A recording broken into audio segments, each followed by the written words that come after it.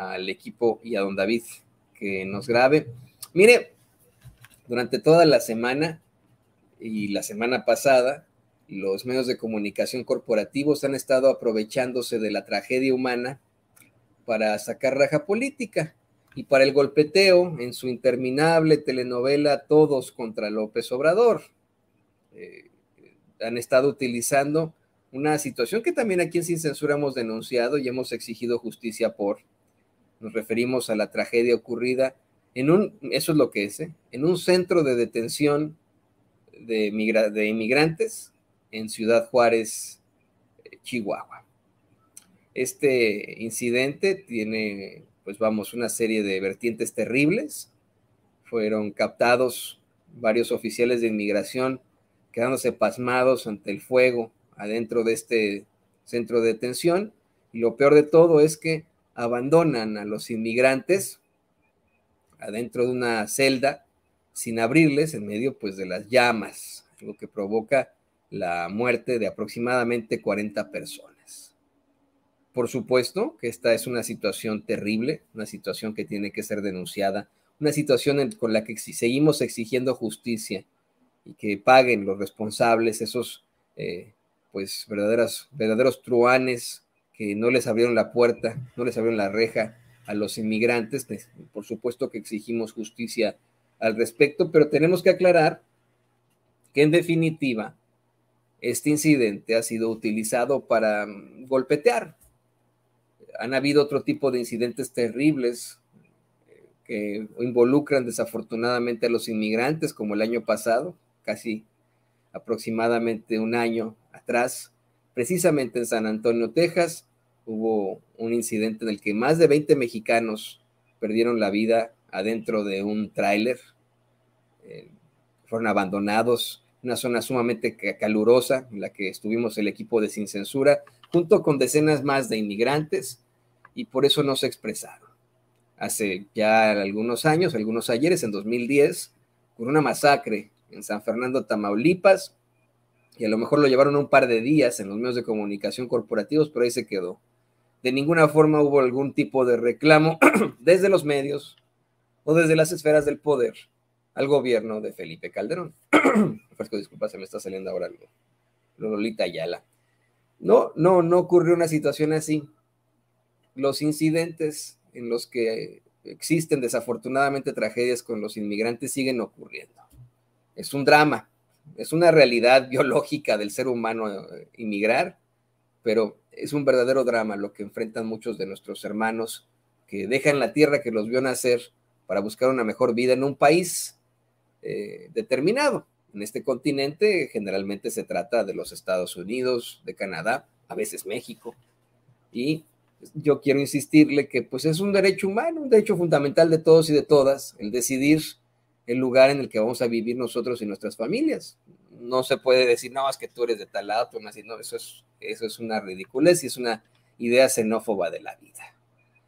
El drama existe, la tragedia continúa una y otra vez, el paso por México hacia los Estados Unidos es tortuoso, es terrible, está lleno de vejaciones, pero ahora que el incidente está relacionado con una dependencia del gobierno federal, ha sido utilizado para sacar raja política y para el golpeteo, específicamente por parte de los panistas y los partidos a su alrededor, los priistas, los perredistas, Movimiento Ciudadano. Es una situación que ha sido utilizada de la forma más lamentable por estos personajes y, por supuesto, por los medios de comunicación corporativos.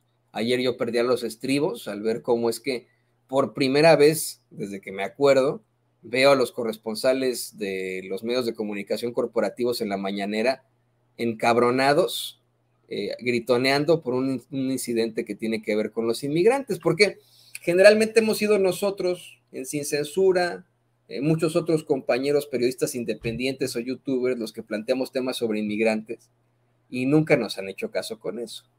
Generalmente en las redacciones, en los medios de comunicación corporativos, como ya lo hemos mencionado, cuando se plantea el tema inmigrante, la respuesta que dan es, ¿y qué es nota de eso? ¿Qué es nuevo de eso?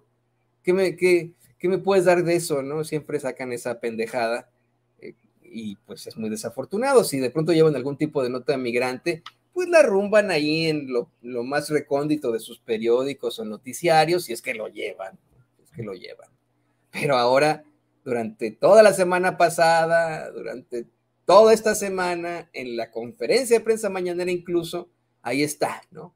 El golpeteo en contra de López Obrador, en contra de su gobierno por un incidente que pues es responsabilidad en efecto, sí del gobierno federal, pero específicamente del Instituto Nacional de Migración, el cual ha enfrentado una serie de situaciones desde tiempos memoriales.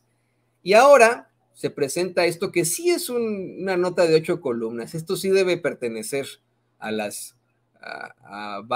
a los titulares, a las portadas, a las primeras planas de los periódicos en estos momentos.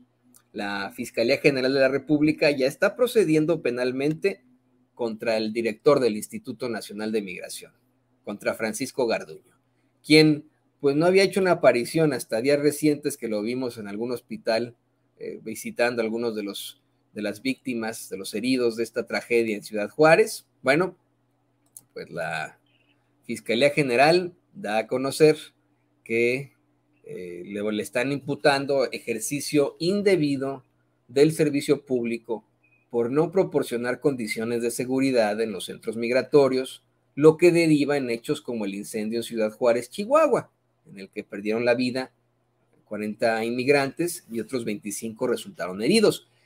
Insisto, esta situación pues la llevan en los medios de comunicación corporativos, ahora sí con bombo y platillo.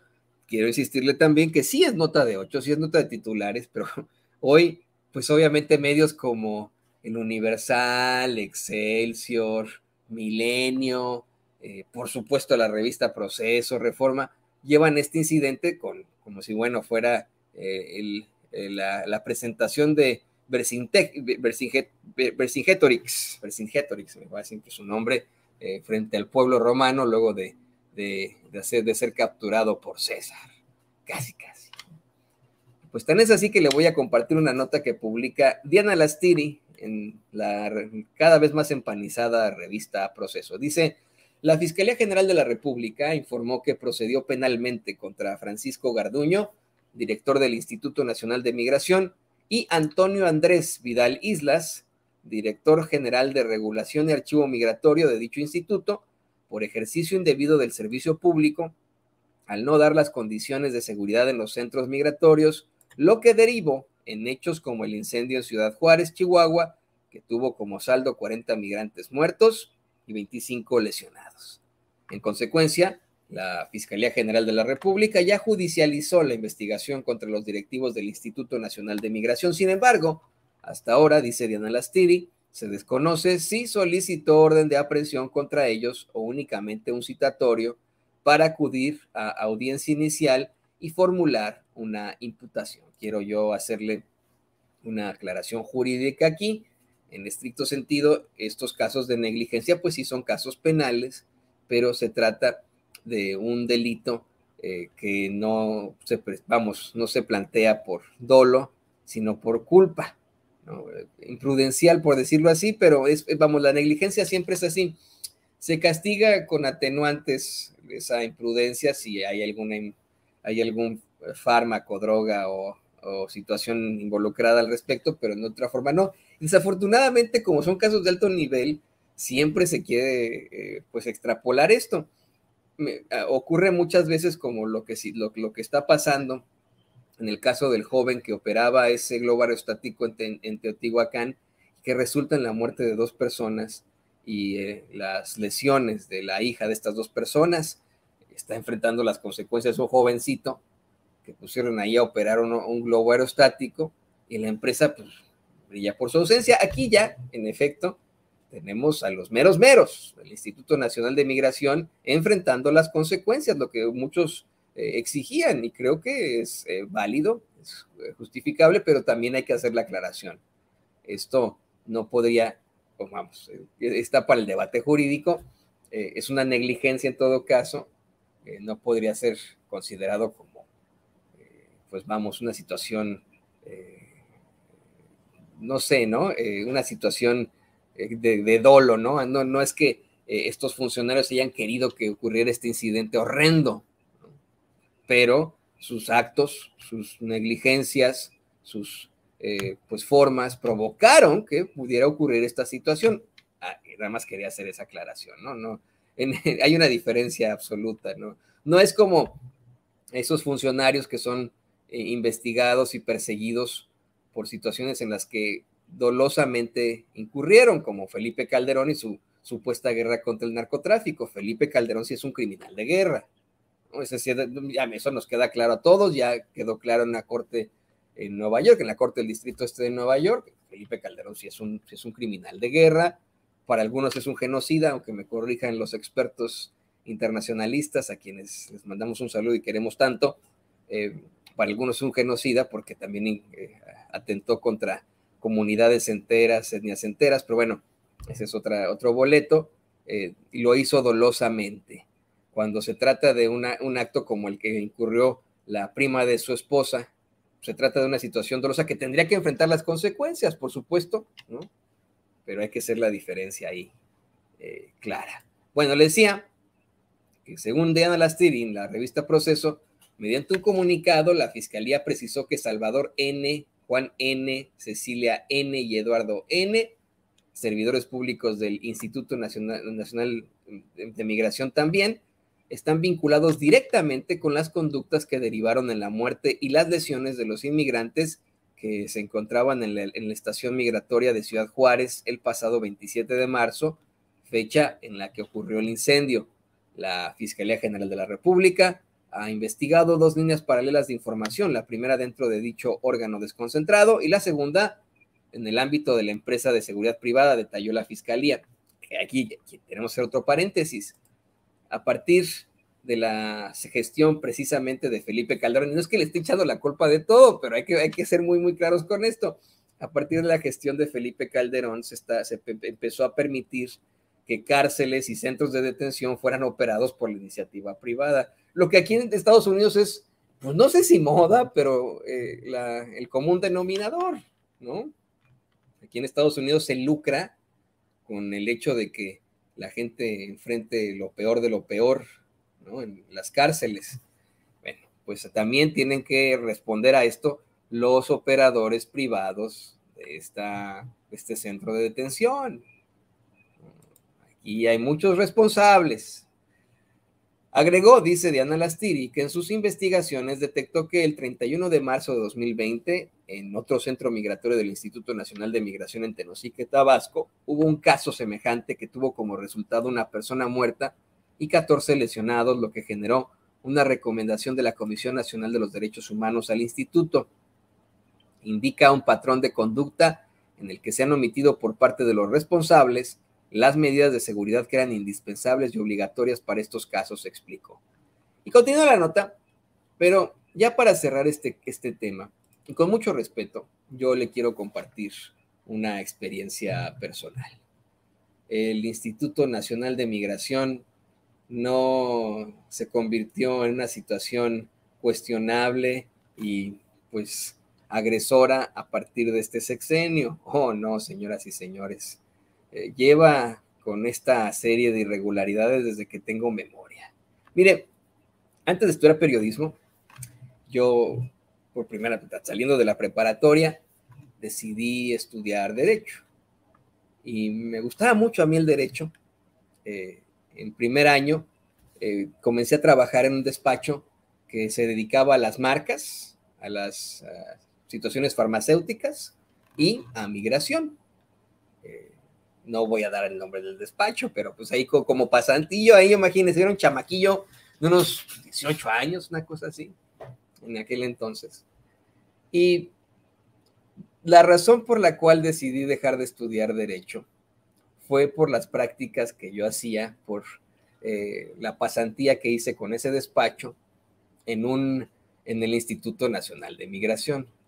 Todos los días íbamos al Instituto Nacional de Migración a hacerle los trámites a los extranjeros ricos que podían pagar por eso, a sacarle su pues residencia, sus permisos de estancia, de trabajo, sus incorporaciones empresariales y etcétera, lo hacíamos ahí con esa firma, con ese despacho.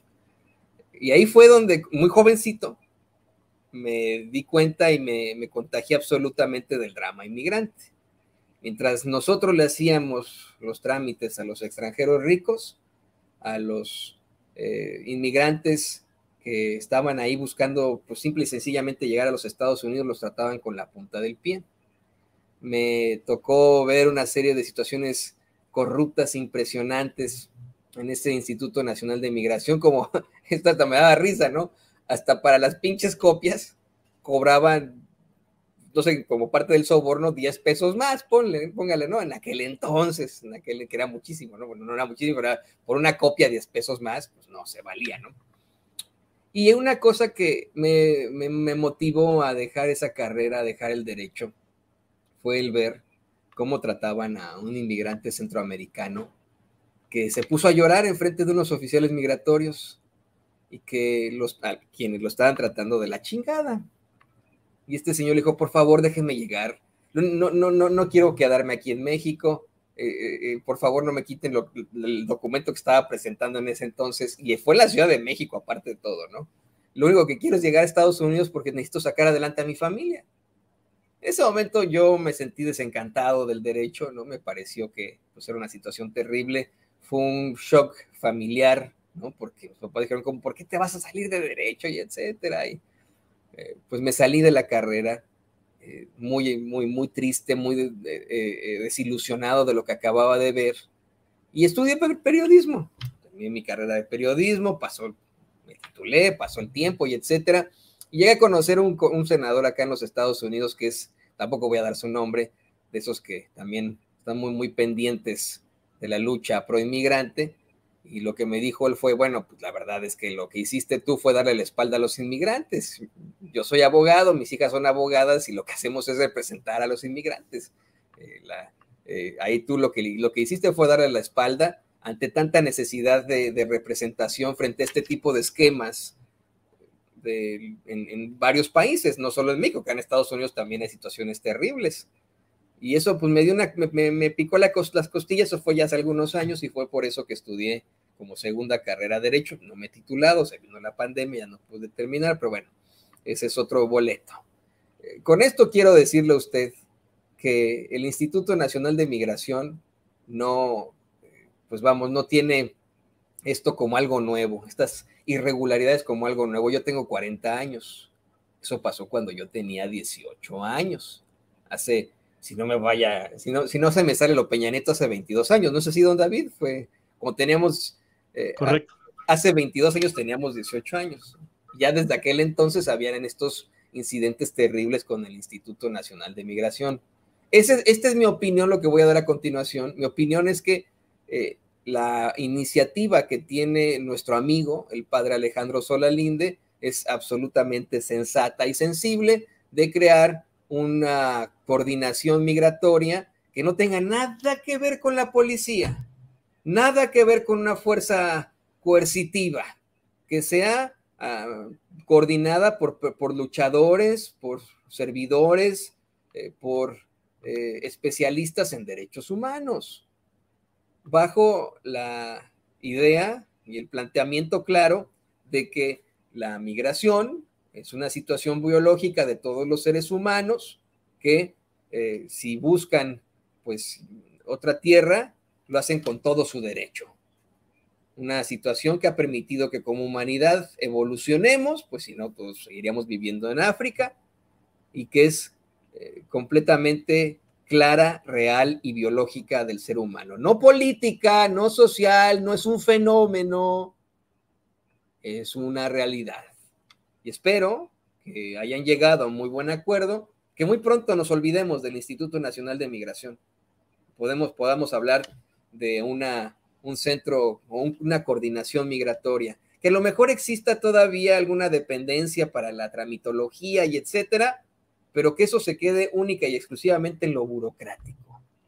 En cuanto a la atención a los migrantes, sea una atención con derechos humanos, con luchadores por los derechos humanos como el padre Alejandro Solalinde, no con policías, no con carceleros, no con empresarios que se dedican a encarcelar gente. Pero esa es mi opinión. La opinión más importante es la suya. No nos ha mandado más mensajes a La Voz del Pueblo. Ahí me está quedando mal, ¿eh?